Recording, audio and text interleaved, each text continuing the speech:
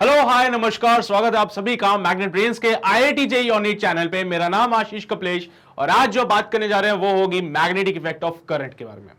बेटा current, electricity पढ़ा, current के बारे में सारी बातें पढ़ी, बट क्या आप जानते हो कि इस करंट का एक मैग्नेटिक इफेक्ट भी होता है जो कि ऑर्स्टेड अंकल ने ऑब्जर्व किया था अपने एक्सपेरिमेंट में। याद है, एक करंट कैरिंग वायर के पास में मैग्नेटिक नीडल को रखा था तो डिफ्लेक्ट करती थी।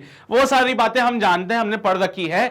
तो भाई जैसे मैंने लास्ट लेक्चर में कहा था कि फॉर्मुलेस वगैरह को एक बार देख लेना, तो उम्मीद करता हूं आपने वो फॉर्मुलास देख लिए होंगे, क्योंकि मैं कहानी शुरू करूंगा क्वेश्चन से और क्वेश्चंस के थ्रू ही मैं आपको चीजें एक्सप्लेन करते हुए चलूंगा। टॉपिक जो फॉर्मुलेस होंगे वो एक्सप्लेन करता हुआ चलता रहूंगा। इससे क्या होगा, आपका एक रिवीजन भी हो जाएगा और साथ ही साथ क्वेश्चंस भी हो जाएंगे। तो एक चीज जो बहुत इंपॉर्टेंट है वो है कि पेन और पेपर आपके पास होने चाहिए। और अगर आपके पास पेन और पेपर है तो आज का पहला सवाल हम आपके सामने लेके आने वाले। तो ये रहा पहला सवाल। Electric current I1 and I2 are flowing into mutually perpendicular conductor as shown in the figure. The equation of the zero magnetic field will be। बेटा ये एक वायर, ये दूसरी वायर एक कंडक्टर ही होती है, उसमें करंट I1 और I2 फ्लो कर रहे हैं। तो मैग्नेटिक फील्ड किसी पॉइंट पे जीरो है, तो वो वहां पे इक्वेशन क्या होगी आपको वो बताना है। स्मार्ट लोग हो तुम लोग, वैसे भी जानते हो कि सर यहां पे कहीं पे मैग्नेट, इस वायर की वजह से, देखो राइट हैंड रूल यही कहता है ना, because of this wire magnetic field will be into the plane. भूल गए होंगे तुम लोग शायद।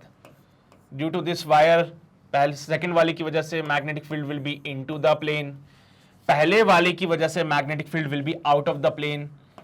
हाँ याद आया, अभी कुछ तो याद आया। तो कोई एक स्पेसिफिक पॉइंट ले लो, कोई एक स्पेसिफिक पॉइंट ले लो, उस स्पेसिफिक पॉइंट पे कोई एक स्पेसिफिक पॉइंट ले लो, उस स्पेसिफिक पॉइंट पे I2 जो, जिससे कि ये जो होगा वो कितने डिस्टेंस पे मान ले, x डिस्टेंस पे। I1 से ये पॉइंट कितने डिस्टेंस पे होगा, y डिस्टेंस पे। तो बेटा मुझे एक बात बताओ, इस पॉइंट पे सेकंड वाले की वजह से magnetic field into the plane B2 into the plane और B1 out of the plane. चलिए भाई, तो इस पॉइंट पे नेट मैग्नेटिक फील्ड जीरो कर देते हैं, ठीक है। तो at that point the net magnetic field will B zero. Net magnetic field में बेटा एक मैग्नेटिक फील्ड अंदर की तरफ जा रहा है, जो अंदर की तरफ जा रहा है वो माइनस ले लिया। एक मैग्नेटिक फील्ड बाहर की तरफ आ रहा है, जो बाहर की तरफ आता है उसको प्लस ले लेते हैं, तो B1 वाला प्लस में आ जाएगा और B2 वाला माइनस में आ जाएगा। मैंने क्या बोला, इनटू द प्लेन, इसको नेगेटिव ले लो, ये डायरेक्शन नेगेटिव ले लीजिए। आउट ऑफ द प्लेन, ये डायरेक्शन पॉजिटिव ले लीजिए, कोई दिक्कत वाली बात नहीं है। So B1 minus B2 should be zero. From here B1 will be equal to B2। और बेटा यहां से B1 और B2 बराबर है। चलिए भाई, किसी भी इनफाइनाइट वायर की वजह से मैग्नेटिक फील्ड क्या होती है, देखो यार क्या है ना कि किसी भी वायर की वजह से मैग्नेटिक फील्ड का फॉर्मूला होता है mu not I upon 4 pi R sine theta 1 plus sine theta 2। Formula तो पता ही होगा तुम लोगों को, है ना। ये किसी भी फाइनाइट वायर से अगर R डिस्टेंस पे कोई पॉइंट P आता है तो इस वायर की वजह से इस पॉइंट P पे मैग्नेटिक फील्ड का फॉर्मूला बनता है ये theta 1 and theta 2 are the angle जो कि वायर के एंड बनाते हैं इसके ऊपर। थीटा 1 थीटा 2 क्या हो जाएगा, वो एंगल हो जाएंगे जो वायर के एंड से अगर इस पॉइंट पे बनाया जाए तो बनते हैं थीटा 1 थीटा 2 आर डिस्टेंस पे।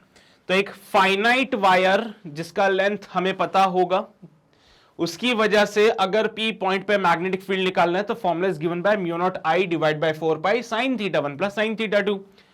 यही वायर अगर इनफाइनाइट हो जाए, यही वायर अगर इनफाइनाइट हो जाए तो बेटा फॉर द इनफाइनाइट वायर लिख लू यहां पे, for infinite wire B at the point P is given by mu naught I divided by 2 pi R। Infinite wire के लिए थीटा 1 और थीटा 2 दोनों बेटा 90 डिग्री हो जाते हैं और उस केस में मैग्नेटिक फील्ड का फॉर्मूला ये बनता है। तो ये क्या है, ये भी तो इनफाइनाइट वायर है, इनका लेंथ थोड़ी पता आप लोगों को, ठीक है। ट्यू म्यूचुअली परपेंडिकुलर कंडक्टर से जिनकी लेंथ के बारे में कोई बात नहीं बोली गई, ये सब चलते जा रहे हैं ये लोग भी। सो B1 को लिखा जाएगा mu not I1 divide by 2 पाई। बेटा कितने डिस्टेंस पे है ये पॉइंट, पहली वाली वायर से कितने डिस्टेंस पे है, y डिस्टेंस पे, तो यहां पे लिख दिया y equals to mu not I2 divide by, भैया I2 वाले से कितने डिस्टेंस पे, x डिस्टेंस पे, म्यू नॉट अपॉन 2 पाई से म्यू नॉट अपॉन 2 पाई मर जाएगा। तो इसको फर्दर सिंप्लीफाई किया तो कहां लिखें, जगह ही नहीं बची। अगले पेज पे लिख दूं क्या, I1 upon y equals to I2 upon x, I1 upon y is equals to I2 upon x। So यहां से y का वैल्यू बनेगा I1 बाय I2 x। तो ये होगा उस पॉइंट का इक्वेशन, ये क्या हो जाएगा, इस पॉइंट का इक्वेशन, ये पॉइंट मान लीजिए P हो जाएगा, इस पॉइंट का इक्वेशन है y equals to y is equals to I1 upon I2 into x। तो y equals to I1 upon I2 into x, ये है हमारा फाइनल आंसर। तो बेटा किसी भी वायर की वजह से मैग्नेटिक फील्ड ये बनती है, इनफाइनाइट वायर की वजह से मैग्नेटिक फील्ड ये बनती है, सेमी इनफाइनाइट वायर की वजह से भी मैग्नेटिक फील्ड निकाला जा सकता है। बस आपको जो एडजस्ट करना है वो θ1 और θ2 को होगा, समझते हो ना, लिख लो। हो गया, लिखा सभी ने, बहुत बढ़िया। बढ़ते हैं अगले सवाल पे। अगला सवाल हमसे कहता है a 6.28 metre long wire is turned into a coil having the diameter of 0.2 metre and a current of 1 ampere is passed in it. The magnetic induction at its center will be, बेटा centre पे magnetic induction कितना होगा ये आपको बताना है। Centre पे magnetic induction कितना होगा बेटा, मैग्नेटिक इंडक्शन मतलब, अरे यार बी कितना होगा। हमारे पास एक वायर 6.28 मीटर की, हमारे पास एक वायर 6.28 मीटर की, आपने इस वायर को कन्वर्ट किया एक कॉइल में,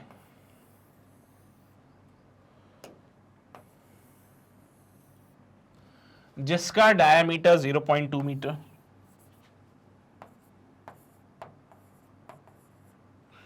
तो क्या इस कॉइल का लेंथ और इस वायर का लेंथ बराबर होना चाहिए? ऑब्वियस ही बात है, इसको पकड़ के ऐसे घुमा दोगे तो कॉइल बन जाएगा। इस कॉइल का लेंथ निकाला, इस कॉइल का लेंथ होता है बेटा सरकमफेरेंस 2 पाई आर। सॉल्व करने पे पता चला ये तो कुछ और ही आ रहा है सर, 3.14 इंटू 0.2। अरे यार 2 times of R is the diameter.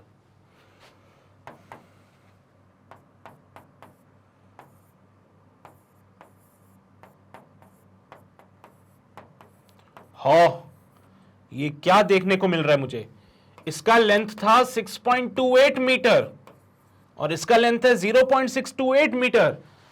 ऐसा कैसे हो गया? ऐसा इसीलिए हुआ क्योंकि इसमें आपने नंबर ऑफ टर्न्स को कंसीडर नहीं किया। जरूरी थोड़ी है कि ऐसे घुमा के एक ही बना दिया, क्या पता ऐसे 3-4 ऐसे टर्न्स बनाए हैं उसने, है ना। So we don't know the number of turns, तो यहां से ऐसी बातें करने से हमें मिलता है नंबर ऑफ टर्न्स। सो कहना चाहते हैं, रूल तो यही कहता है बेटा, इसका जो लेंथ है वो इसके ओवरऑल सरकमफेरेंस के बराबर होना चाहिए। So length of wire will be equivalent to the total length of the loop coil. Length of wire जो होता है वो इक्वल होता है length, total length of coil 6.28 is equals to n into 0.628। so 1 equals to n by 10 और यहां से n का वैल्यू आता है 10। बेटा यहां पे n जो होगा नंबर ऑफ टर्न्स को रिप्रेजेंट करेगा। n किसको रिप्रेजेंट करेगा? नंबर ऑफ टर्न्स को रिप्रेजेंट करेगा। n बोले तो नंबर ऑफ टर्न्स। चलिए भाई, तो यहां पे कॉइल पे जो नंबर ऑफ टर्न्स होते हैं वो पता चले। क्या रहा है कि भैया सेंटर पे मैग्नेटिक फील्ड कितना होगा, तो किसी भी कॉइल के सेंटर पे मैग्नेटिक फील्ड निकालने का फॉर्मूला, अरे यार B equals to mu not I upon 4 pi R into alpha. बेटा किसी भी आर्क की वजह से मैग्नेटिक फील्ड निकालने का फॉर्मूला ये होता है। ड्यू टू आर्क अगर मैग्नेटिक फील्ड निकालना है तो ये फॉर्मूला होता है। और यहां पे इसका डायग्राम भी बना देता हूं मैं साथ में लगे हाथ, चीजें क्लियर हो जाएगी। तो एक आर्क है मेरे पास, एक आर्क बनाता हूं पहले तो अच्छा सा बढ़िया शानदार वाला। So I am having this arc, alpha angle, R radius, तो मैग्नेटिक फील्ड का फॉर्मूला बनता है mu not I upon 4 pi R alpha, mu not I upon 4 pi R alpha. This is the formula बेटा। अब sir ये arc तो रहा नहीं, ये तो पूरा सर्कल बन गया। तो बेटा सर्कल अल्फा क्या था, सेंटर पे जो एंगल बन रहा है, अल्फा क्या था, सेंटर पे जो एंगल बन रहा है। बेटा अगर ये पूरा सर्कल बनेगा तो सेंटर पे कितना एंगल होता है, सेंटर पे एंगल बनता है 2 पाई। तो अल्फा की जगह 2 पाई पुट कीजिए, अल्फा की जगह 2 पाई पुट करोगे तो मैग्नेटिक फील्ड का फॉर्मूला बनेगा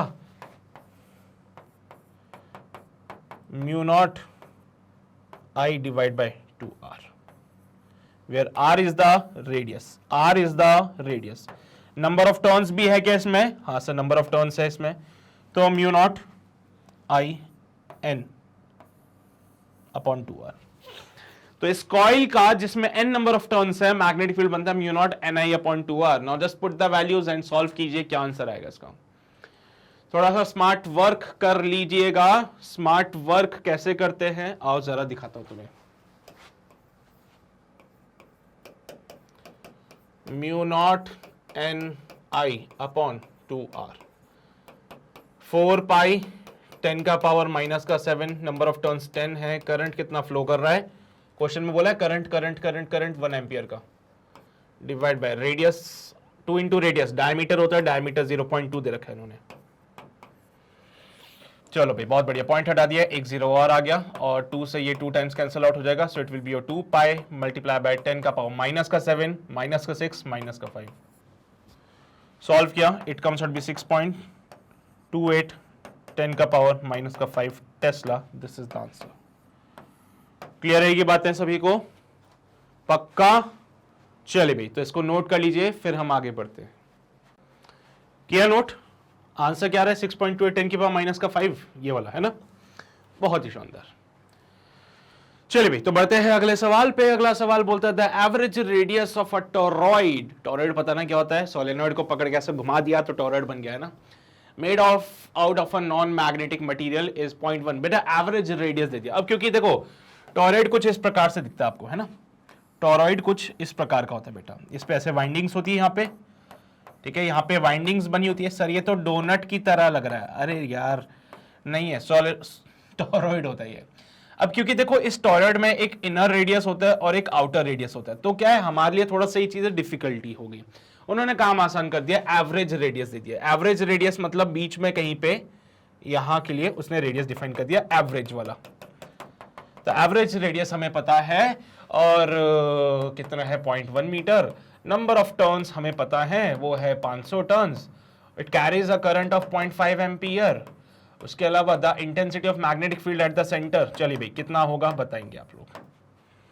भाई किसी भी टोरॉइड के लिए मैग्नेटिक फील्ड का फॉर्मूला तुम जानते हो, मैं भी जानता हूं, it will be mu naught small N I. बेटा स्मॉल एन जो होता है वो होते हैं number of turns per unit length into I. समझदार प्राणी जानते हैं किसी भी टोरॉइड का जो लेंथ होगा वो लेंथ बनेगा सरकमफेरेंस के बराबर 2 pi are.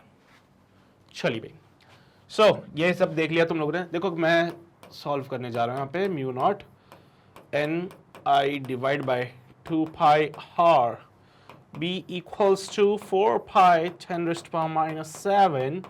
Number of turns is 500 into I. The current is given as 0.5 divided by 2 pi into R. The value of R is given as 0.1 meter. And from here 2 pi to 2 pi get cancelled out and it comes out to be 2. After solving this part, point to point get cancelled out and now we are left with, हाँ भैया 2 into 500 into 5 into 10 का power minus का 7।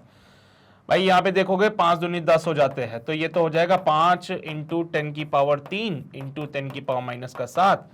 Solve करा 5 into 10 की power minus का 4 बनता है। क्या ये बात सही रहेगी? टेस्ला इज द यूनिट, है ना। टेस्ला से वो वाली फीलिंग तो नहीं आती ना तुम लोगों को? हाँ सर हमें वही तो लगता था पहले, टेस्ला वही है, पर बाद में पता चला ये वो वाला टेस्ला नहीं है ना, इलॉन मस्क ने नहीं दिया ये वाला टेस्ला में। चलो भाई हो गया कंप्लीट, बढ़े आगे।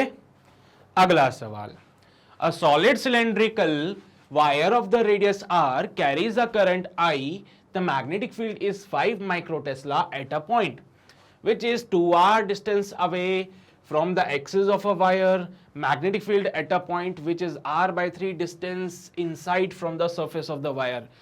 एक सिलेंड्रिकल वायर जिसका रेडियस है r, एक सिलेंड्रिकल वायर जिसका रेडियस है r। बहुत ही शानदार। बोला गया है कि इसके पास जो मैग्नेटिक फील्ड है, the magnetic field is 5 microtesla at a point which is 2r। बेटा यहां सेंटर से 2r डिस्टेंस पे कोई पॉइंट होगा x, तो x पॉइंट पे मैग्नेटिक फील्ड दे रखी है 5 माइक्रो टेस्ला। माइक्रो बोले तो 10 की पावर माइनस का 6 हो जाता है टेस्ला। सो x पॉइंट पे मैग्नेटिक फील्ड हमें पता थी। Magnetic field eight a point which is r/3 distance inside from the surface. भैया सरफेस से r/3 डिस्टेंस अंदर, सरफेस से r/3 डिस्टेंस अंदर बोले तो सेंटर से 2r/3 डिस्टेंस पे कोई पॉइंट होगा y, तो magnetic field eight point y कितना होगा ये आपको बताना है। ठीक है, सेंटर से 2r डिस्टेंस पे कोई पॉइंट x है और x पे मैग्नेटिक फील्ड हमें पता है 5 माइक्रो टेस्ला है। सेंटर से 2r/3, उसने क्या बोले देखो सरफेस से r/3 डिस्टेंस पे, तो सरफेस से तो देखो ये डिस्टेंस r/3, ये डिस्टेंस 2r/3। समझदार वाली बातें कर रहे हो यार। r/3 डिस्टेंस ये हो जाएगा, ये डिस्टेंस 2r/3 होगा। जो भी कहानी हम सॉल्व करते हैं वो ऑलवेज सेंटर से लेते हैं, तो सेंटर से 2r/3 डिस्टेंस पे। सो bx by गिवन है एंड अब और क्या चाहिए अपने को, इसमें करंट I जा रहा है, बहुत अच्छी बात है। चलिए भाई वेरी गुड। देखो बेटा x जो है वो एक आउटसाइड पॉइंट है और आउटसाइड पॉइंट के लिए जब हम सॉल्व करते हैं तो यूजिंग एम्पियर्स लॉ। बेटा एम्पियर्स लॉ तो पता ही होगा तुम लोगों को, ऐसे तो पूरा नाम इसका एम्पियर्स सर्किटल लॉ होता है, बट कोई बात नहीं, अभी बस एम्पियर्स लॉ से काम चला लीजिए। Shows the cyclic integral of, बेटा ऐसे तो यहां साइक्लिक इंटीग्रल होता है B.dl equals to mu not into I। बाहर भैया बाहर से देखोगे तो I करंट फ्लो होता हुआ दिखेगा इसमें आप लोगों को, बाहर से देखोगे तो एक वायर में I करंट फ्लो होता हुआ दिखेगा। अच्छा सो B बाहर निकाल लीजिए, साइक्लिक इंटीग्रल ऑफ dl, बेटा यहां पे एक पूरा लूप बना लेंगे। सो इट विल बी और 2 पाई इंटू रेडियस कितना हो जाएगा बेटा, यहां पे एक पूरा ऐसे लूप आपने बनाया, मान लो ऐसे एक पूरा लूप बनाया, तो इस लूप का जो रेडियस होगा वो रेडियस कितना हो जाएगा 2r, तो 2 pi into 2r equals to mu not I। समझते हो बेटा, ये सेंटर से डिस्टेंस स्मॉल r जो है वो 2r के बराबर हो रही है, स्मॉल r जो है वो 2r के बराबर है, तो इट विल बी और 2r, ऐसे लिख देता हूं समझ आ जाए तुम लोगों को ताकि। So b into 2 pi into 2r equals to mu not I। So b into 4 pi r is equals to mu not I। So b equals to mu not I upon 4 pi r। Mu not upon 4 pi कितना होता है, पहली बात तो b का value 5 10 की power minus का 6 equals to 10 की पावर माइनस का 7 इंटू I अपॉन r। बेटा म्यू नॉट अपॉन 4 पाई 10 का पावर माइनस का 7 होता है, पता नहीं है तुम लोगों को, म्यू नॉट को लिखा जाता है 4 पाई इंटू 10 की पावर माइनस का 7, तो म्यू नॉट अपॉन 4 पाई हो जाएगा 10 की पावर माइनस का 7। ये माइनस का 7 इधर आएगा, ऊपर जाएगा प्लस का बनेगा, I अपॉन r का वैल्यू जो मिल रहा है वो 50 मिल रहा है। डब्बे में बंद कर लो इसको, काम की चीज है भाई, ये काम आएगा भी आगे। बेटा सॉलिड है सिलेंड्रिकल वायर, ये जो वायर है वो सॉलिड है, बाहर से देखने पे करंट I दिख रहा था, बहुत अच्छी बात है, लेकिन जैसे अंदर आओगे तो यहां पे इतने से पार्ट में कुछ और ही करंट फ्लो हो रहा होगा, इतने से पार्ट में कुछ और ही करंट फ्लो हो रहा होगा। तो मान लीजिए इतने से पार्ट में जो करंट फ्लो हो रहा है वो होगा I dash, current in this part. कौन सा वाला पार्ट बोला मैंने, इत्तू से गोले में जो करंट फ्लो हो रहा होगा वो I डैश हो जाएगा। तो चलो भाई इनसाइड पॉइंट के लिए एम्पियर्स लॉ लगाते हैं। Using Ampere's law using Ampere's law, Ampere's law का इस्तेमाल करते हुए जब हम आगे बढ़ेंगे तो cyclic integral of B dot D L equals to mu not I dash. बेटा आई मत लगा देना, अब आई तो पूरे वायर में करंट फ्लो हो रहा था, पूरे वायर में जो करंट फ्लो होता है वो आई है, पूरे वायर में जो करंट फ्लो होता है वो आई है। इतने से पार्ट में जो करंट फ्लो हो रहा होगा वो आई डैश होगा, इतने से पार्ट में जो करंट फ्लो होगा वो आई डैश होगा, तो यहां पे आई डैश हो गया। फिर से वही कहानी, 2 पाई आर, आर का वैल्यू इस बार कुछ और होगा, म्यू नॉट आई डैश। अब आई डैश को कैसे हटाए सर?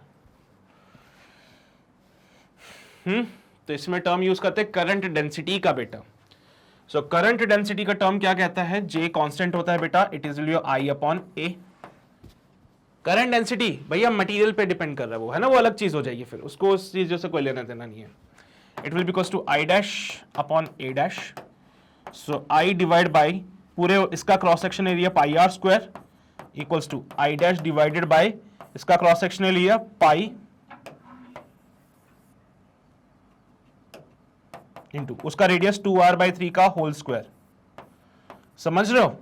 इतू से पार्ट का जो रेडियस था बेटा वो कितना था? 2r/3। देखो दिख रहा है आपको 2r/3 यहां पे, तो इतने से सर्कल का रेडियस है 2r/3, तो इसका एरिया हो जाएगा पाई इंटू 2r/3 का होल स्क्वायर। पाई से तो पाई मर जाएगा, और i divided by R square equals to 9i dash divide by 4r square. R square से आर स्क्वायर मर जाएगा। So from here the value of I dash comes out be 4i divided by 9. I dash हो जाएगा 4i divided by 9। यही I dash उठा के यहां put करना है। सॉल्व किया इसको यहां पे। सो b इंटू बेटा रेडियस कितना है इस बार? 2r/3 लगा दो यहां पे, equals to mu not into 4i/9।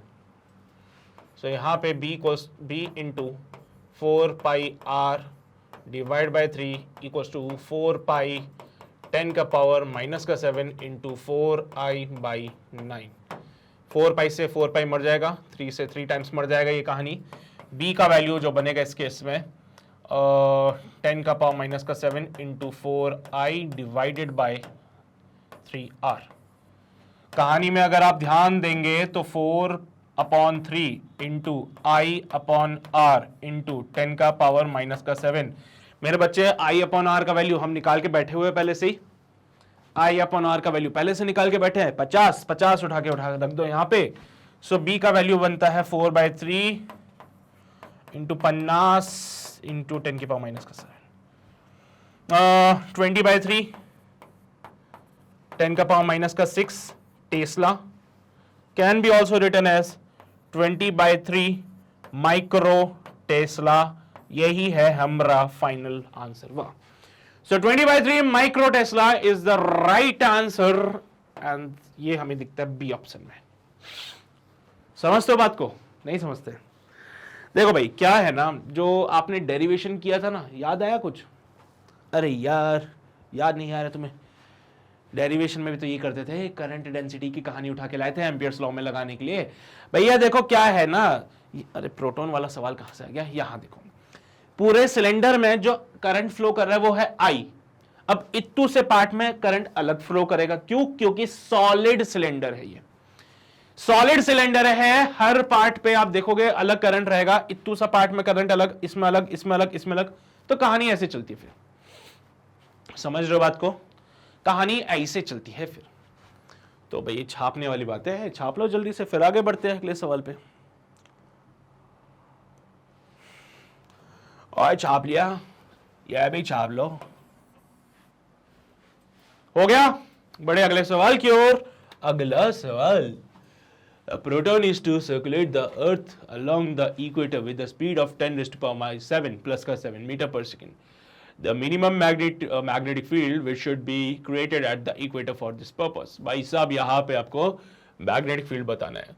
क्या क्या हमें डाटा गिवन है? एक प्रोटॉन है जो कि मूव कर रहा है with the speed of 10⁻⁷ metre पर सेकेंड। मास दे रखा है 1.7 10 की पावर माइनस का 27 kg। साथ ही साथ अर्थ का रेडियस जैसा कि हम लोग जानते हैं 6400 किलोमीटर होता है, लेकिन इन्होंने थोड़ा सा काम और आसान किया। इन्होंने कहा इट विल बी 6.4 10 की पावर 6 मीटर। और क्या चाहिए जीवन में? कुछ नहीं चाहिए सर, बस यही तो है। ऐसे चाहिए तो और भी बहुत कुछ, लेकिन अभी फिलहाल इससे काम चला लेंगे। ओके, कैसे फाइंड किया जाए? देखो भाई, बड़ी सिंपल सी बात है। ई हमार अर्थवा है ना, ई हमार गोला, ई हमार प्रोटॉन। प्रोटॉन इक्वेटर के अलोंग घूमना चाहता है, प्रोटॉन इक्वेटर के अलोंग घूमना चाहता है। मान लो प्रोटॉन यहाँ पे, या प्रोटॉन के ऊपर एक सेंट्रीफ्यूगल फोर्स लगेगा mv²/r वाला, प्रोटॉन के ऊपर एक फोर्स ये लगेगा qvb। बेटा मुझे एक बात बताओ, मैग्नेटिक फील्ड की वजह से किसी भी चार्ज पे जो फोर्स लगता है, क्या वो qvb होता है? मैग्नेटिक फील्ड की वजह से किसी भी चार्ज पे, अरे यार अर्थ का खुद का मैग्नेटिक फील्ड भी तो होता है, और उस मैग्नेटिक फील्ड में अगर कोई चार्ज पार्टिकल मूव करेगा तो सर्कुलर पाथ पे मूव करने लग जाता है वो। तो यहाँ पे qvb बराबर हो जाएगा mv²/r के, यहां से v से एक v मर जाएगा, और qb जो है वो mv/r के बराबर हो जाएगा। qb जो है वो mv/r के इक्विवेलेंट आ जाएगा। Okay sir, so from here जब इसको हमने फर्दर सिंप्लीफाई किया, सो b जो बनता है it is your mv divide by qr, mv divided by qr मास। मुझे क्या लगता है न्यूमेरिकल वैल्यूज यहां नहीं आ पाएगी, so let's solve this on the next page. b होता है mv डिवाइड बाय qr, भाई ऐड हो जाए यार। b होता है mv डिवाइड बाय qr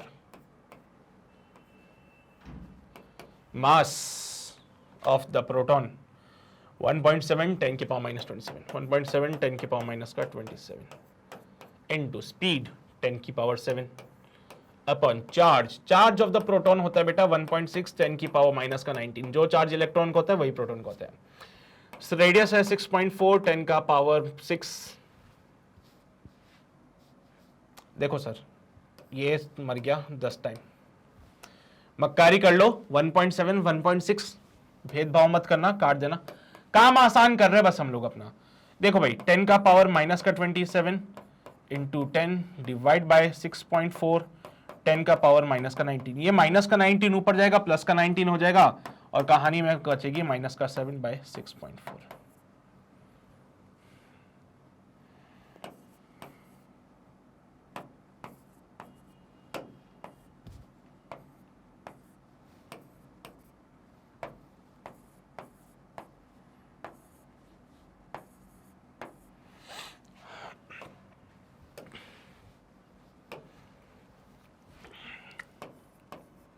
कितने से काटे इसको? 6 छिक्का 36, 5 से काट दें, 5 4 20, 6 5 30, 38, क्या बात है sir. So it will B 0.015 है ना। तो पहले एक काम करते हैं, पॉइंट हटाते हैं। भैया पॉइंट हटाया, एक 10 साथ में लग गया, सो 1 डिवाइड बाय 64 इंटू 10 का पावर माइनस का 6 हो गया था। 1 बाय 64 किया, इट विल बी 0.015 10 का पावर माइनस का 6। पॉइंट हटाया, अपॉन में 3 जीरो आए, 3 में से 2 एक जीरो का इस्तेमाल किया, 1.5 10 का पावर माइनस का 8। चलो भाई ये बन रहा है भाई। अब यूनिट कौन सी वाली, वेबर पर मीटर स्क्वायर चाहिए कि टेस्ला चाहिए? वेबर पर मीटर स्क्वायर चाहिए, तो यूनिट लगा देंगे वेबर पर मीटर का स्क्वायर। टेस्ला भी यही है वैसे तो, कोई बात नहीं। 1.5 10 की पावर माइनस का 8, ये मैच कर रहे हैं क्या? देखो मैच तो नहीं कर रहा, बट ठीक है। हमारा आंसर 1.5 आया और यहां पे 1.67 आ रहा था। क्यों? क्योंकि तुमने यहां पे मक्कारी करी। 1.7 और 1.6 आपस में नहीं कटते, लेकिन हमने काट दिए। क्यों? क्वेश्चन आसान करने के लिए। समझ गए ना बात को? अगर तुम इसको पूरे को प्रॉपर सॉल्व करोगे, then you will get the final answer 1.67 10 की पावर माइनस का 8। बट क्योंकि देखो भाई एग्जाम में कैलकुलेटर हमारे पास होता नहीं है, तो थोड़ा सा स्मार्ट वर्क करना पड़ेगा, and this is your smart work. Power check करना, देखो मेन जो फोकस रहेगा यहाँ पावर को लेके रहेगा। पावर अगर आपकी सही आ गई तो आपका आंसर सही आ जाएगा फिर, ठीक है। लिख लीजिए इसको भी, लिख लिया। बढ़े अगले सवाल की ओर। ये सारी बातें हो गई थी। ओके अगला सवाल हमसे कहता है an electric current of 30 ampere is flowing in each of two parallel conducting wires places 5 centimetre apart. दो करंट कैरिंग वायर्स है बेटा जो एक दूसरे से 5 सेंटीमीटर की दूरी पे रखे हुए हैं। इनमें करंट जा रहा है इन द सेम डायरेक्शन। बेटा सेम डायरेक्शन में करंट जाता है तो अट्रैक्ट करते हैं कि नहीं करते? अट्रैक्ट करते हैं कि नहीं करते? करेंगे ना अट्रैक्ट। तो इसमें मान लो आई करंट जा रहा है, इसमें भी आई करंट जा रहा है, दोनों एक दूसरे से 5 सेंटीमीटर की डिस्टेंस पे रखे गए हैं और अब क्या कर रहे हैं, एक दूसरे के ऊपर फोर्स लगा रहे हैं। बेटा फोर्स का जो फॉर्मूला होता है बेसिकली होता है mu not I1 I2 divide bye कितना होता है 2 pi D, 2 pi D into L, where L जो होता है कितने लेंथ के लिए बात कर रहे हो बेटा। एल को जरा नीचे लेके आ जाओ, तो जैसे ही एल को नीचे लेके आओगे तो फोर्स पर यूनिट लेंथ बन जाता है, it is your mu not I1 I2 divide by 2 pi D. यही वो मांग रहा है आपसे यहां पे, यही तो बोला है द फोर्स एक्टिंग पर unit length will be F by L. Current 30 ampere है दोनों में, म्यू नॉट की जगह 4 पाई 10 का पावर माइनस का 7 लगा दिया, I1 I2 की जगह 900 लिख दूंगा मैं यहाँ पे। 900 क्यों लिखा? अरे यार I1 कितना 30, I2 भी कितना 30, सो 30 इंटू 30 900 हो गया, डिवाइडेड बाय 2 पाई इंटू बेटा डिस्टेंस 5 सेंटीमीटर है तो 10 की पावर माइनस का 2 लगा देना इसमें।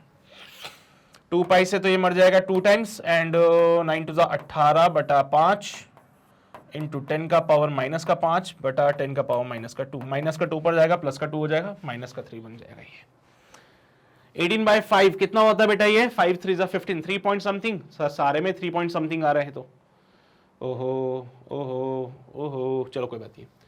सो 3.6 10 का पावर माइनस का 3 न्यूटन बनेगा, क्योंकि आप सारे यूनिट्स जो ले रहे हो बेटा वो एसआई में ले रहे हो। 3.6 10 की पावर माइनस का 3 न्यूटन बनेगा, क्योंकि आप सारे यूनिट्स क्या ले रहे हो, एसआई में ले रहे हो, ना कि सीजीएस में ले रहे हो। तो डाइन वाला ऑप्शन गलत हो जाएगा बेटा।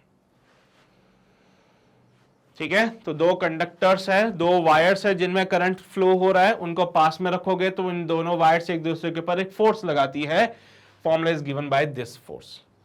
फोर्स पर यूनिट लेंथ की बातें वो करता है, तो उसमें एल को नीचे ले आना, फोर्स पर unit length will be mu not I1 I2 divide by 2 pi D. खत्म कहानी, बस यही है। लिखा क्या तुमने, बढ़े क्या आगे? चलिए भाई आगे बढ़ते हैं, अगला सवाल देख लेते हैं। A coil in the shape of an equilateral triangle of side 0.02 metre is suspended from the vertex such that it is hanging in a vertical plane between the pole pieces of a permanent magnet, producing a horizontal magnetic field of 5 into 10 to the power minus 2 Tesla.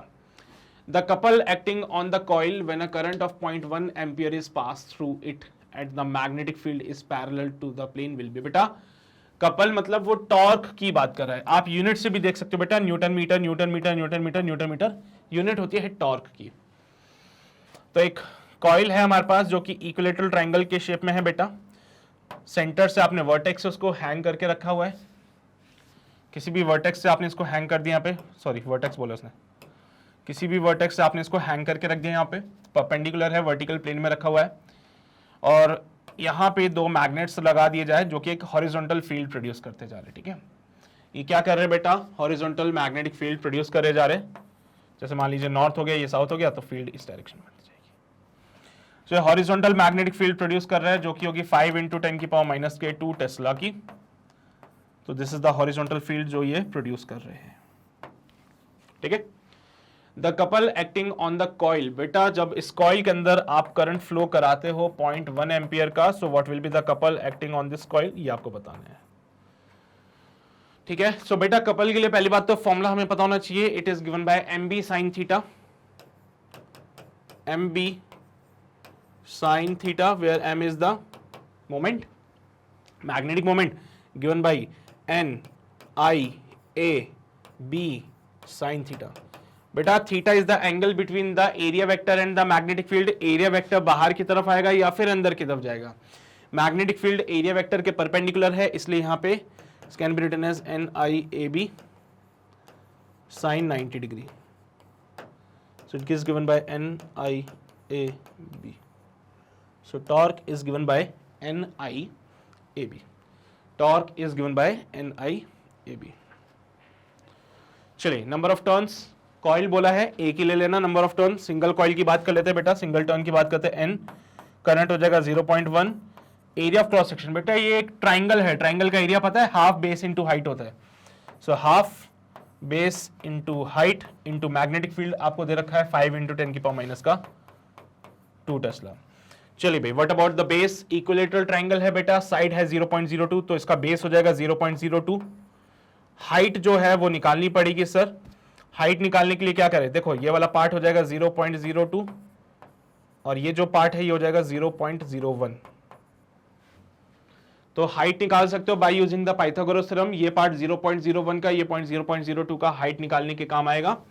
Height is given bye √of 0.02 का whole square minus 0.01 का whole square, under root में 2 × 2 4 upon 10⁻⁴ minus का 3 1 बेटा 10⁻⁴, height आ जाएगा √of 3/100 metre, ठीक है।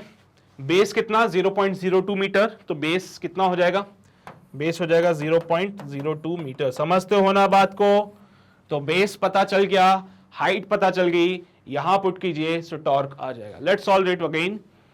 सो torque is given bye 1 multiply by 0.1 multiply by half, base is 0.02, height is √3 divided by 100 into 5 × 10⁻², 5 × 10⁻²। चलिए भाई, 2 पॉइंट हटा दिए, 2 0 और आ जाएंगे यहाँ पे, एक पॉइंट हटाने से 1 0 और आ जाएगा, 2 से तो 2 मर जाएगा कहानी में, और टॉर्क बनेगा 5 √of 3 × 10⁻⁻², -2 -4 -6 -7 न्यूटन मीटर। √3 की वैल्यू वैसे तो 1.7 होती है, कहां जा रहे हो भैया, ठीक है, तो √3 की वैल्यू 1.71 ले लेना, तो 5 × 1.71 × 10⁻⁻7 न्यूटन मीटर। सॉल्व किया, 5 × 5 7 5 35, 5 × 5 6 7 8 8.55 10⁻⁷ न्यूटन मीटर, ठीक है। तो इसको देखो कहां से मैच कर रहा है, ये वाला देखो सर 8.66 मैच कर रहा है, ओह 1.73 होता है बेटा इसकी value, so it will be your 5 3 15 7 5 35 36 8.65। Clear रहेगी बातें, चलिए भाई, तो नोट करो इसको जल्दी से, फिर हम आगे बढ़ते हैं। किया नोट, ये भी नोट कर लेना, और यहां पे हमारे इसका आंसर आ जाता है, ठीक है। चलिए भी, बहुत ही शानदार, आगे बढ़ते हैं, अगले सवाल पे आते हैं। The effective radius of a coil of 100 turn is 0.05 metre and a current of 0.1 ampere is flowing through it, the work required to turn this coil in an external magnetic field of 1.5 tesla through 180 degree will be if initially the plane of the coil is normal to the magnetic field. बेटा ये कोई coil होगा and plane जो है वो magnetic field के perpendicular है, मतलब ये ऐसे है, कॉइल का प्लेन मैग्नेटिक फील्ड के परपेंडिकुलर है। इससे एक बात तो साफ होगी कि एरिया वेक्टर और मैग्नेटिक फील्ड दोनों के बीच का एंगल जो होगा वो 0 डिग्री का होगा। वर्क डन को लिखा जाता है चेंज इन पोटेंशियल एनर्जी, तो यहां से ये कहानी आपको साफ साफ नजर आ जाएगी। इसके केस में पोटेंशियल एनर्जी का फॉर्मूला होता है बेटा माइनस का mb cos theta, magnetic moment होता है बेटा NIA into B cos theta. Number of turns दे रखे हैं क्या आप लोगों को, हाँ सर बिल्कुल दे रखे हैं। चलिए भाई, तो इनिशियल पोटेंशियल एनर्जी निकालते हैं, माइनस का नंबर ऑफ टर्न्स है 100, करंट जाएगा 0.1 एम्पियर का, magnet area of cross section sir radius दे रखा है, रेडियस दे रखा है, तो पाई r स्क्वायर, तो पाई इंटू आर 0.05 का होल स्क्वायर, 0.05 का होल स्क्वायर। या तो एक काम करें ना, पहले बस ऐसे रहने देते इसको, बाद में सॉल्व करेंगे। माइनस का NIAB, इनिशियली एंगल कितना था दोनों के बीच में, 0 था, तो initial potential energy will be 9 का NIAB। आपने इस कॉइल को 180 डिग्री घुमा दिया, जैसे आपने इस कॉइल को 180 डिग्री घुमाया तो ये कॉइल कुछ इस प्रकार से हो जाएगी, यानी इसका एरिया वेक्टर तो यहां आ जाएगा और मैग्नेटिक फील्ड इस तरफ चली जाएगी। अब एरिया वेक्टर और मैग्नेटिक फील्ड के बीच का एंगल हो जाएगा 180 डिग्री, तो तो उस केस में फाइनल पोटेंशियल एनर्जी बनेगी माइनस का NIAB कॉस ऑफ 180 डिग्री। दिखाई नहीं दे रहा होगा तुम लोगों को, देख लो एक बार। इनिशियल वाला केस ऐसा था, फाइनल वाला केस वैसा हो जाएगा। So final energy comes out be NIAB। Now हमें निकालना है कितना चेंज हुआ। So final minus initial, so NIAB minus of NIAB. So it will be your 2 times of NIAB. So delta U जो रहेगा it will be your 2 times of NIAB. अब values put कर देते हैं। वैल्यूज पुट किए, so delta U comes out be 2 into number of turns 100, current हो जाएगा 0.1 into area of cross section. Cross section area pi R square, so pi into 0.05 का whole square. NIAB magnetic field जो है वो 1.5 Tesla की होगी, हाँ बिल्कुल। सो 2 इंटू 10, बेटा ये हट जाएगा, into pi into 25 by 100 into 100, 10 का पावर 4 हो जाएगा। ठीक है, 10 का पावर 4 इंटू 1.5, पॉइंट हटा दिया, पॉइंट में 0 आ जाएगा, तो 0 से तो 0 मिल जाएगा। And 25 to 50 pi into 15 into 10 का पावर माइनस का 4, 750 पाई 10 का पावर माइनस का 4, 75 पाई 10 का पावर माइनस का 3। थोड़ी सी मक्कारी कर लेता हूं मैं, पाई को जो कि 3.14 होता है, इसको मैं अप्रोक्सीमेटली 3 लिख रहा हूं।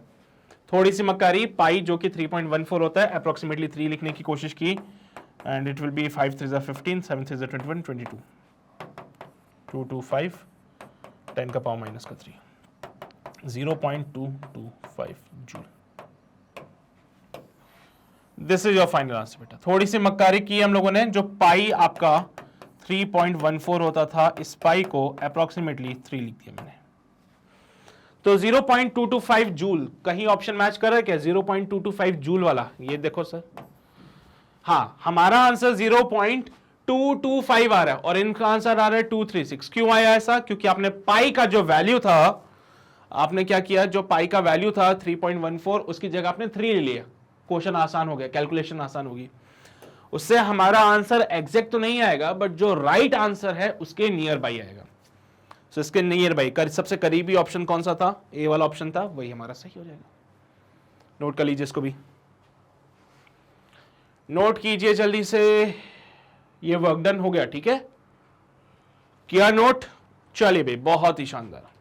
इसके बाद कुछ प्रीवियस ईयर सवाल देख लेते हैं। जैसा कि पहला सवाल बोला है, a charge Q is moving DL distance in the magnetic field B, find the value of the work done by the B। बेटा अगर एक कोई चार्ज Q है, वो मूव कर रहा है DL डिस्टेंस किसी मैग्नेटिक फील्ड में, then the value of work done will be, बेटा तो वर्क डन कितना होता है? F dot DL, work done यही होता है, F डॉट DL। बेटा फोर्स कितना लगेगा उस पर? फोर्स लगेगा Q V vector cross B vector. यहां से पता चल गया कि फोर्स वेक्टर परपेंडिकुलर होगा वेलोसिटी के, ऑल्सो फोर्स वेक्टर परपेंडिकुलर होगा मैग्नेटिक फील्ड के। बेटा देखो, एक बात तो हम जानते हैं कि जिस डायरेक्शन में वेलोसिटी होती है, डिस्प्लेसमेंट भी उसी डायरेक्शन में होता है। तो ये DL क्या है? DL क्या है? डिस्प्लेसमेंट हो जाएगा यहाँ पे, and V is the velocity. तो जिस डायरेक्शन में वेलोसिटी, डिस्प्लेसमेंट भी उसी डायरेक्शन में होना है। अगर फोर्स वेलोसिटी के परपेंडिकुलर है, तो क्या फोर्स DL के परपेंडिकुलर नहीं होगा क्या?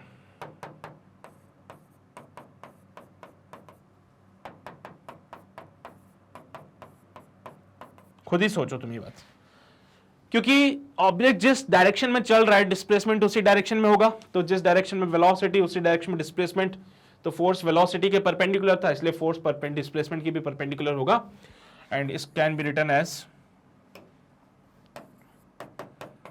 F DL cos 90। cos 90 0 होता है, तो work done will B 0। Clear है ये बातें? नोट कर लीजिए इसको जल्दी से। किया नोट? आगे बढ़ते हैं। अगला सवाल, एक सोलेनॉइड है बेटा जिसमें 1000 टर्न्स है पर मीटर। इसका कोर है जिसका रिलेटिव परमेबिलिटी जो है वो 500 है, Insulated winding of the solenoid carry an electric current of 5 ampere. The magnetic flux density produced by the solenoid is. बेटा क्वेश्चन में number of turns per unit length यानी स्मॉल एन जो होता है वो दे दे 1000. उसके अलावा यहां पे जो रिलेटिव परमिएबिलिटी है वो दे दी है 500. किसी भी मीडियम की जो परमिएबिलिटी होगी वो होगी relative permeability into permeability of the vacuum. So it will be 500 into 4 pi into 10 का पावर माइनस का 7, 2000 pi 10 का पावर माइनस का 7. उसके अलावा जो करंट फ्लो हो रहा है it will B of 5 ampere. So magnetic field किसी भी सोलेनॉइड के लिए जो दिया जाता है mu not N I, mu naught नहीं लिखूंगा यहां पे मैं, मीडियम कुछ और है इसलिए mu of that medium into N I. It will be your 2000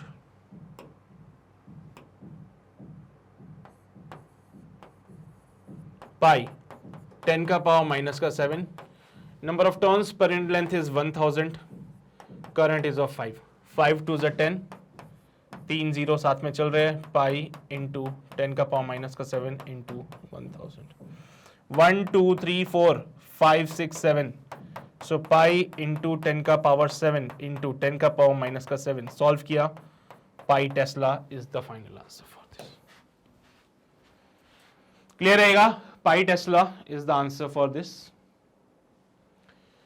note कर लो भाई जल्दी से.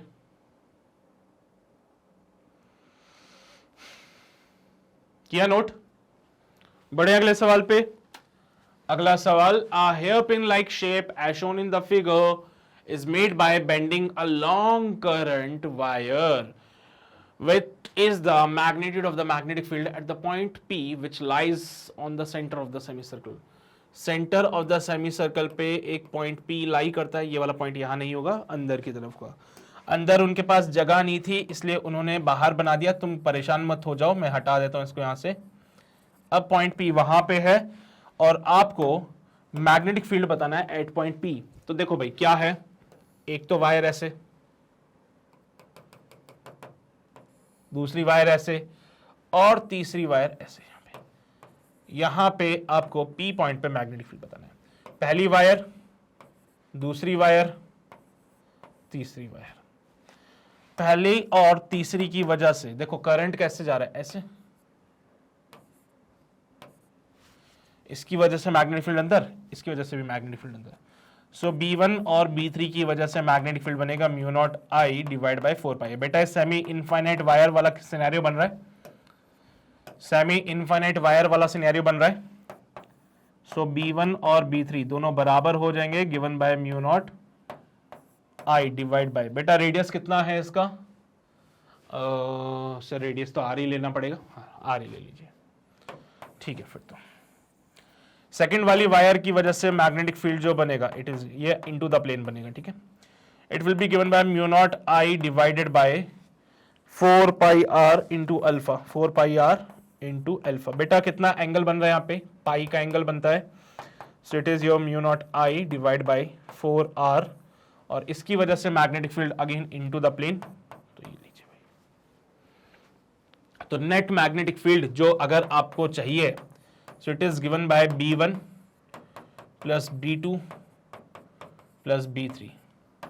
So 2 mu naught I divide by 4 pi R plus mu naught I divide by 4R. Sir यहाँ पे 4 पाई आर है, यहाँ पे पाई नहीं आ रहा, तो एक काम करो, इस पूरी इक्वेशन को पाई से मल्टीप्लाई करो, पाई से डिवाइड करो. ऐसा करने से क्या होगा, mu not I upon 4 pi R constant हो जाएगा. Mu not I upon 4 pi R constant हो जाएगा. यहां पे बचेगा 2 प्लस का पाई. चलिए भाई देखो कौन सा ऑप्शन मैच करता है. बी ऑप्शन, यही तो है फाइनल आंसर. डायरेक्शन क्या रहेगी इसकी? डायरेक्शन रहेगी इनटू द प्लेन. डायरेक्शन क्या रहेगी? प्लेन के अंदर. तो इस पूरे वायर की वजह से magnetic field into the plane जाएगा. सिंपल सिंपल सी बातें हैं, ऐसा कोई रॉकेट साइंस नहीं है. नोट करते चलो जल्दी से. किया नोट? बढ़े अगले सवाल की ओर। अगला सवाल बोलता है 4 आइडेंटिकल लॉन्ग सोलेनॉइड है ए बी सी डी, दिख रहे हैं आपको 4 सोलेनॉइड है, आइडेंटिकल है बेटा। They are connected to each other as shown in the figure if the magnetic field at the centre of A पे जो मैग्नेटिक फील्ड था बेटा वो था 3 टेस्ला का, तो सी के सेंटर पे मैग्नेटिक फील्ड कितना होगा ये आपको बताना पड़ेगा। What is the magnetic field at the center of C? बेटा पहली बात तो magnetic field at the centre अगर निकालते हैं it is given by mu not N I, ये होता है फॉर्मूला। क्योंकि चारों के चारों सोलेनॉइड आइडेंटिकल है तो चारों के लिए म्यू नॉट तो चलो सेम रहेगा, चारों के लिए number of turns per unit length भी सेम रहेगी। जो वेरी करेगा वो होगा करंट, तो B is proportional to current है बेटा। मान लीजिए यहां से I करंट जा रहा है तो इसमें करंट जाएगा I/3, आइडेंटिकल है, इसमें करंट जाएगा I/3 और नीचे वाले में भी करंट जाएगा I/3। अगर इसमें I करंट जा रहा था तो इसमें है I करंट, यहां होगा I/3 और I/3 बेटा। क्योंकि B प्रोपोर्शनल है I के, सो मैग्नेटिक फील्ड A में जो था divided by magnetic field C में जो था, जो करंट A से पास हुआ डिवाइड बाय जो करंट C से पास होगा। सो A में मैग्नेटिक फील्ड था 3 टेस्ला का, तो C में मैग्नेटिक फील्ड क्या होगा आओ देखते हैं। A में करंट I पास हुआ, C में जो करंट पास होगा वो I/3 होगा, तो I/3, I से I मरेगा, 3 ऊपर चला जाएगा, इट विल बी 3। तो 3 से 3 कैंसिल आउट होगा और जो C से मैग्नेटिक फील्ड जाएगा it will B of 1 Tesla. और यही मैग्नेटिक फील्ड होगा B में भी और D में भी।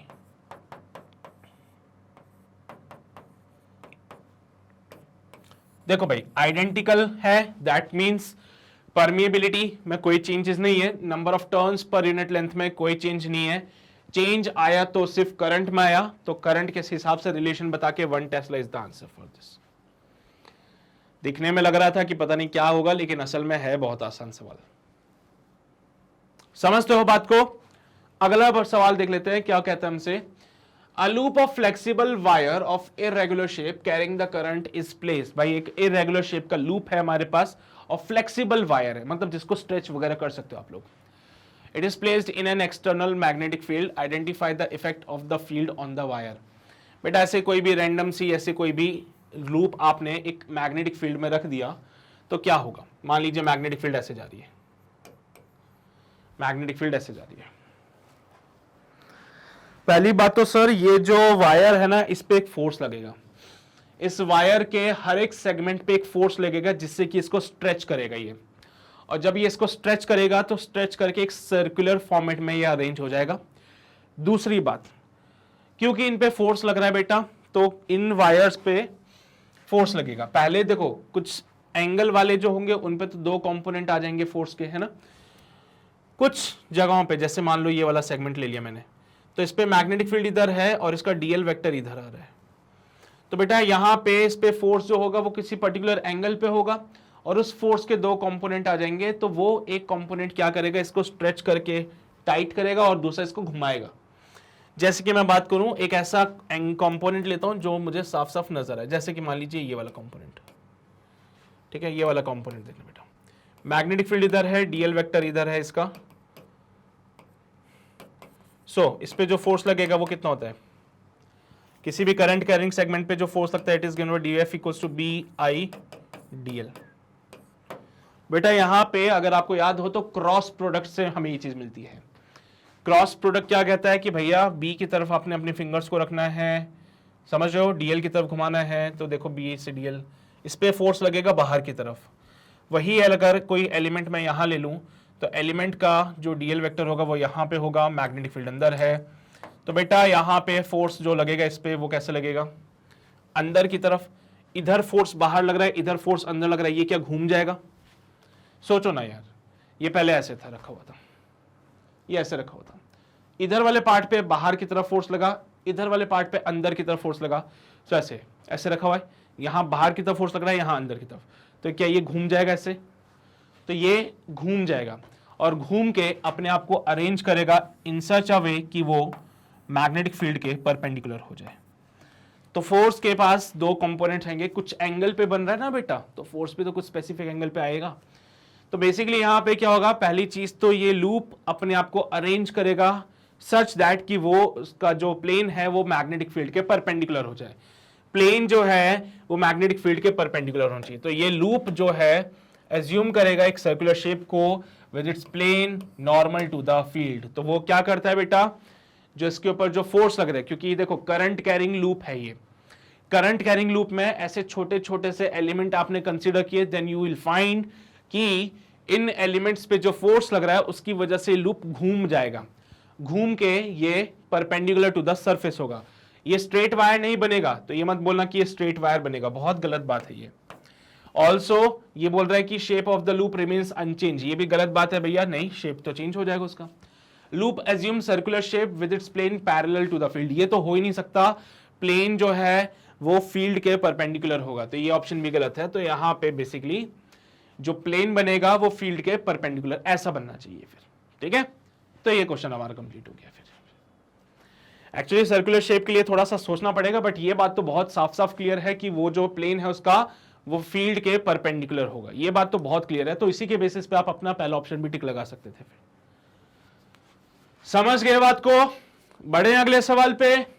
अगला सवाल क्या कहता है हमसे, अगला सवाल हमसे कहता है the time taken for the magnetic energy to reach 25% of its maximum value is when the solenoid of resistance R and inductance L is connected to a battery। जब एक सोलेनॉइड को बैटरी से कनेक्ट किया तो कितने time लगेगा किसी भी मैग्नेटिक एनर्जी को अपने मैक्सिमम वैल्यू के 25% तक पहुंचने के लिए। पहली बात तो मैग्नेटिक एनर्जी होती है बेटा हाफ Li², याद होगा आप लोगों को, सेल्फ इंडक्टेंस होता है यहाँ पे L। तो हम चाहते हैं कि U जो है वो 25% हो जाए मैक्सिमम एनर्जी U0 का। So half Li² is equals to 25/100 of half Li0 का स्क्वायर। हाफ L से हाफ L मर जाएगा, I का वैल्यू बनेगा 5/2, 5/10 into I0, 0.5 times of I0। I0 is the peak value बेटा, ठीक है, I0 is the peak value, और कितने टाइम में करंट अपने पीक वैल्यू के आधे पे पहुंचेगा वो निकालना है। अगर किसी भी इंडक्टर को अगर आप बैटरी से कनेक्ट करते हो तो आप जानते हो कि करंट का ग्रोथ होता है, क्योंकि आपने इंडक्टर को या सोलेनॉइड को बैटरी से कनेक्ट किया है तो करंट ग्रोथ की इक्वेशन यहां पे लगेगी बेटा। करंट ग्रोथ की इक्वेशन कहती है I equals to I0 1 minus E का power minus T by tau. Tau पता है ना आपको, टाइम कांस्टेंट होता है R/L।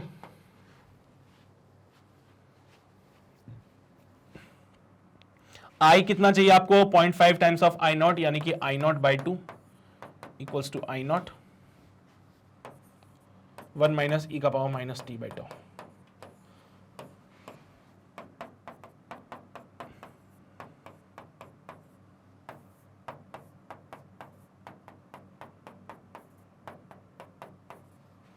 तो ई का power minus T by tau will be 1/2।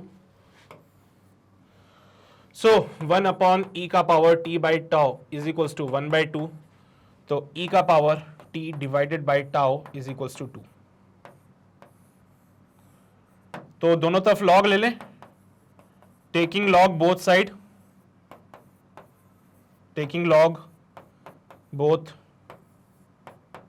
Sides, दोनों तरफ अगर लॉग ले लिया जाए तो क्या बात बन जाएगी फिर, है ना। सो हमने क्या किया, दोनों तरफ लॉग ले लिया, दोनों तरफ लॉग लेने से T by tau equals to ln2। So T equals to tau ln2, R/L ln2। यार एक बार देखो तो ये R/L ही है ना, कहीं L/R तो नहीं आ गया। ओहो क्या कर दिया मैंने, गलती कर दी।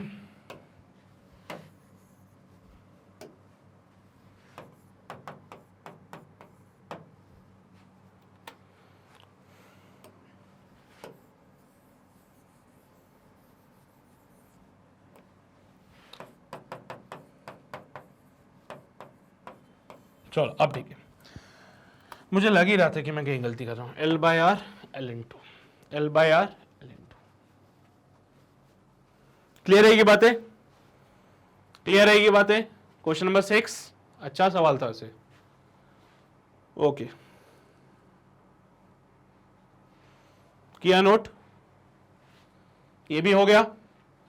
बहुत बढ़िया, आगे बढ़ते हैं, अगला सवाल।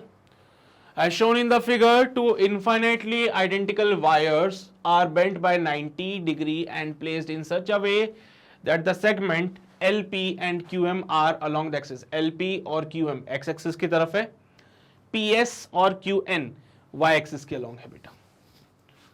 If OP equals to OQ, बेटा यहाँ पे OP और OQ का जो ये सेपरेशन है ना, ये बराबर दे रखा है, और वो सेपरेशन कितना है, 4 सेंटीमीटर का है। And the magnitude of the magnetic field at O point पे जो magnitude of the magnetic field आ रहा है, it is of 10⁻⁴ tesla. And the two wires carry equal current, as you can see in the diagram, दोनों में same current flow हो रहा है। The magnitude of the current in each wire and the direction of the magnetic field at O will B, direction बतानी है एक तो magnetic field की, और तो और करंट कितना फ्लो कर रहा है ये बताना है आपको। बता पाएंगे इस क्वेश्चन को सॉल्व करके? देखो भाई, जो मुझे लगता है वो ये है कि इनका बंटवारा कर लेते हैं, ये पहली वायर, ये दूसरी वायर, ये तीसरी वाली वायर, ये चौथी वाली वायर। देखो भाई, होता यूं है कि ये जो ओ पॉइंट है ना, वो पहली वाली वायर और तीसरे वाले वायर के एक्सिस पे है। पॉइंट ओ जो है पहली वायर और तीसरी वायर के एक्सिस पे है, जिसकी वजह से पहली वाली वायर का और तीसरी वाली वायर का मैग्नेटिक फील्ड जो होगा वो जीरो हो जाएगा। पहली वायर का और थर्ड वायर का जो मैग्नेटिक फील्ड है वो तो जीरो हो गया। तो मैग्नेटिक फील्ड जो बनता है वो एक तो सेकंड वाली वायर की वजह से बनेगा और एक बनेगा फोर्थ वाली वायर की वजह से। तो सेकंड वाले की वजह से जो मैग्नेटिक फील्ड बनता है, it is given by μ0 I divided by 4 pi r, because it is the case of a semi infinite wire. Semi infinite wire जिसके एक एंड पे पॉइंट रखा हुआ है। सेम चीज हो जाएगी इसके साथ भी, it will be μ0 I divide by 4 pi r। मेरे बच्चे, अगर आप देखोगे तो सेकंड वाली वायर की वजह से magnetic field into the plane, fourth वाली की वजह से भी इनटू द प्लेन। तो सेकंड की वजह से magnetic field into the plane, fourth की वजह से भी magnetic field into the plane. Direction निकालना आता है, राइट हैंड रूल से हम क्या करेंगे, करंट के डायरेक्शन में अंगूठा रखेंगे, पॉइंट ओ की तरफ फिंगर्स को रख के कर्ल करो। फिंगर्स को कर्ल किया, इनटू द प्लेन आ रहा है, तो इनटू द प्लेन, इसकी वजह से भी ये देखो ना, राइट हैंड ऐसे रखा, कर्ल किया, अंदर जा रहा है, इनटू द प्लेन। तो पहली चीज, जो फील्ड होगा वो आउट ऑफ द पेज नहीं है बल्कि इनटू द पेज है। तो आउट ऑफ द पेज वालों को मैंने गलत कर दिया और इनटू द पेज वालों को रख लिया संभाल के। अगला टास्क है बेटा कि मैं मैग्नेटिक फील्ड निकालूं। तो ओ पॉइंट पे जो मैग्नेटिक फील्ड बनेगा वो it is because of the 1 2 3 and 4। So O point पे जो मैग्नेटिक फील्ड बनता है वो इन चारों की वजह से बनेगा, जिसमें कि 1 और 3 जीरो हो जाते हैं, तो 1 वाले को तो जीरो कर देंगे, ऑल्सो हम 3 वाले को भी जीरो कर देंगे। सो ओ पॉइंट पे magnetic field will B B2 plus का B4 B2 प्लस का B4। तो B2 ये रहा, B4 ये रहा, दोनों का ऐड करो। सर ओ पॉइंट पे मैग्नेटिक फील्ड हमें पता है 10⁻⁻⁴ है, करंट निकाल लेना। Let's solve this on the next page. So BO equals to B2 plus का B4, 10⁻⁻⁴ equals to μ0 I divide by 4 pi r plus μ0 I divide by 4 pi r। So 10⁻⁴ equals to 2 into 10⁻⁷ into I divide bye, separation कितना है, separation देखो कितना दे रखा है, 4 centimetre का। तो 4 into 10⁻⁻2, 2 से ये 2 टाइम्स आएगा, 10⁻⁻⁴ equals to 1/2 10⁻⁵ into I। So I will be 2 into 10⁻⁻⁴ plus का 5, 20 एम्पियर का करंट फ्लो करेगा इसमें। सो करंट जो फ्लो कर रहा है वो है 20 एम्पियर का और मैग्नेटिक फील्ड है इनटू द प्लेन वाला। सो 20 ampere into the page is the correct option. तो नोट कर लीजिए इसको जल्दी से, फिर हम आगे बढ़ते हैं अगले सवाल की ओर। हो गया, नोट किया, छाप लो ये भी, आ गया ना सर। चलो भाई बहुत बढ़िया, आगे बढ़ते हैं, अगला सवाल देख लेते हैं। अगला सवाल हमसे कहता है a particle having the same charge as of the electron moves in a circular path of radius 0.5 centimetre under the influence of a magnetic field of 0.5 tesla. तो एक पार्टिकल है बेटा जिसका सेम चार्ज है इलेक्ट्रॉन की तरह, जो एक सर्कुलर पाथ में मूव कर रहा है, जिसका रेडियस हमें 0.5 सेंटीमीटर दे दिया गया है।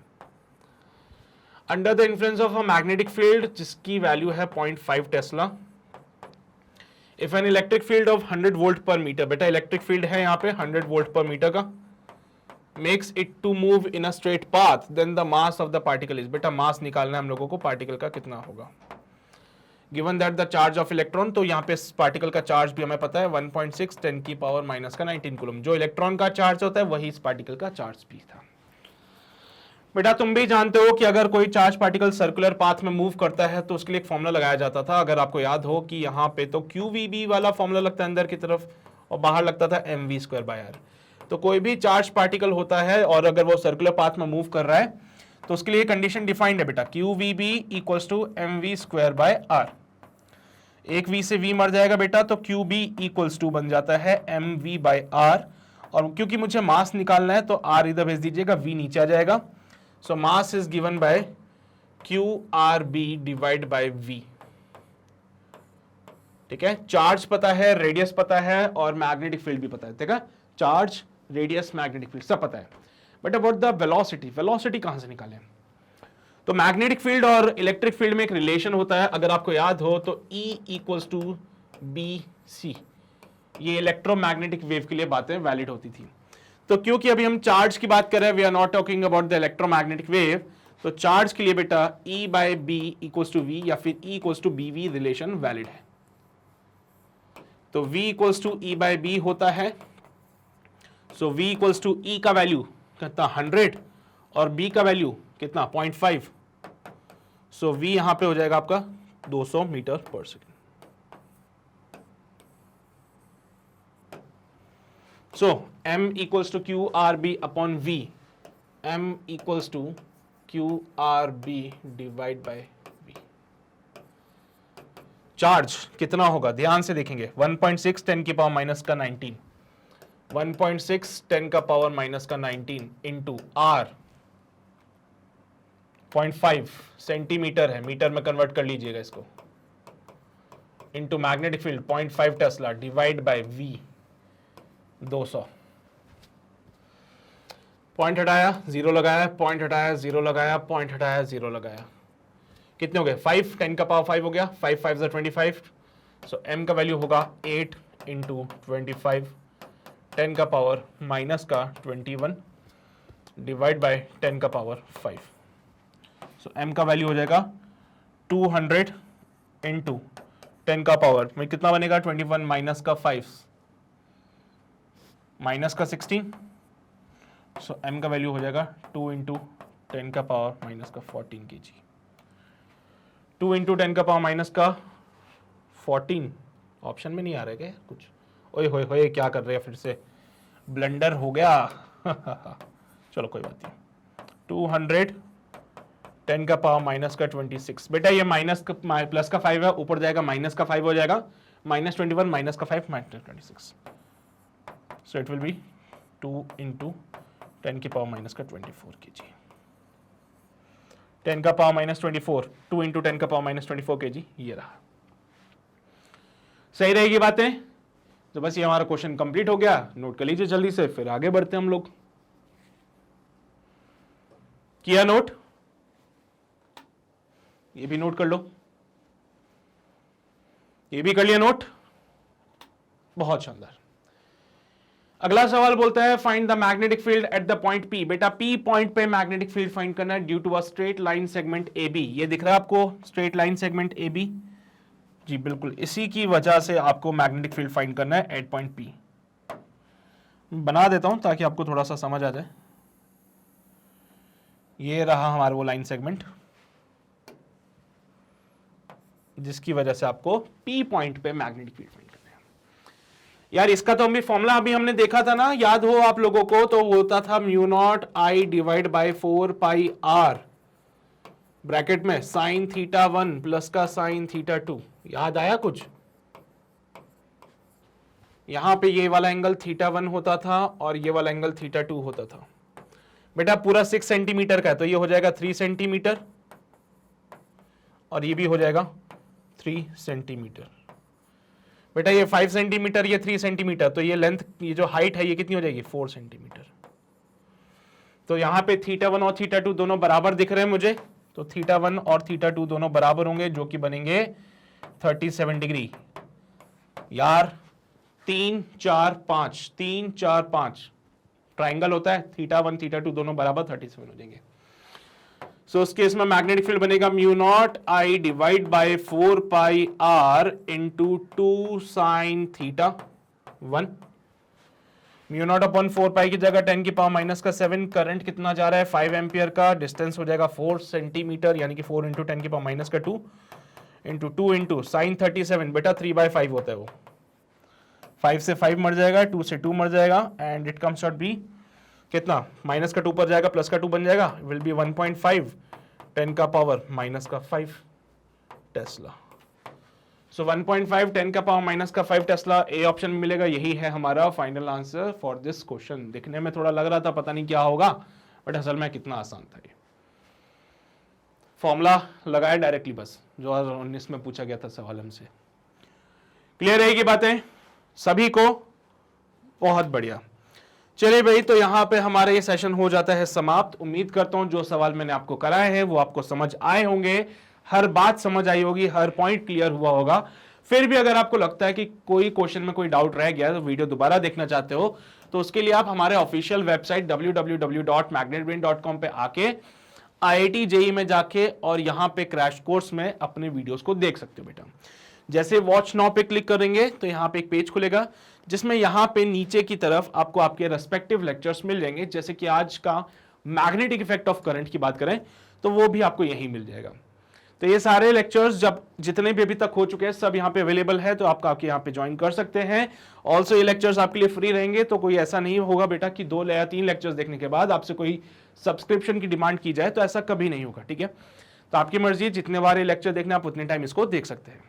अपार्ट फ्रॉम दिस, अगर आप चैनल पे नए हैं तो मेक श्योर कि वो सब्सक्राइब का जो लाल बटन है उसको जरूर दबा देना, उसके बगल में जो बेल आइकन है उसको जरूर प्रेस कर दीजिएगा, और अपने दोस्तों तक इस सेशन को जरूर पहुंचाइए और उनको बोलिए कि जेई का अगर लास्ट मिनट रिवीजन करना है तो मैग्नेट ब्रेन्स पे आके जरूर ज्वाइन कीजिए, क्योंकि यहीं पे हो रहा है प्रॉपरली क्वेश्चंस की practice along with the concepts.